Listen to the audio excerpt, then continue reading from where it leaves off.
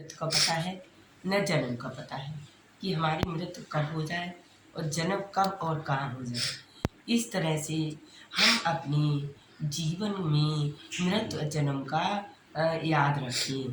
कहते हैं ना, मृत्यु जीवन की एक अंतिम क्षण होता है, एक स्थिति होती है जहाँ जिंदा चिर निंदा भी कहा गया है। महाभारत के अनुसार ब्रह्मा जी माँ के गर्भ से जीव के भाग से आयु कर्म चित्त वित्त विद्या और निधन का वक्त लिख देते हैं। ऐसे ही हमारे जो है मृत्यु और जीवन का निर्धारण यानी समय निर्धारित कर देती है।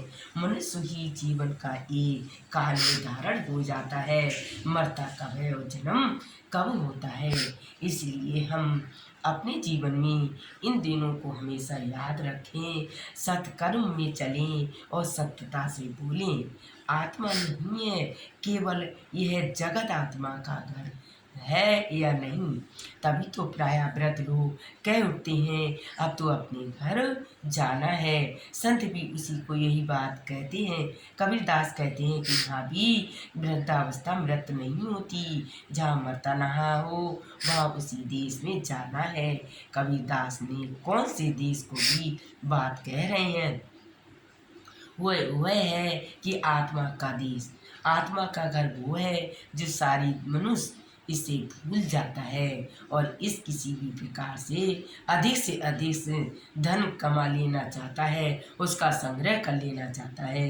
तभी कहते हैं कि संग्रह उनकी नींद छीन लेता है, संपदा छीन लेता है। और जैसे आपको योगी भी जीने नहीं देते, इसलिए दोनों में जागने में बहुत अंतर है।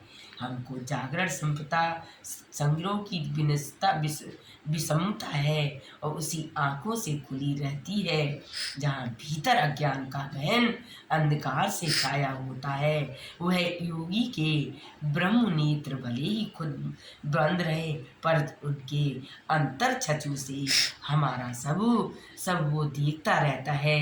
हम क्या झूठ बोलते हैं, क्या छल कपट चोरी दियों से किसी को सताते हैं, सब देखता है और हम गलत मन में क्या पहले सोच लेते हैं। इसलिए कहते हैं, कभी दादू भी कहते हैं, जीवन में मृत्यु का एक समय अंत हो जाना निश्चित काल हो जाता है। ये अजर है, अमर है, अविनाशी है।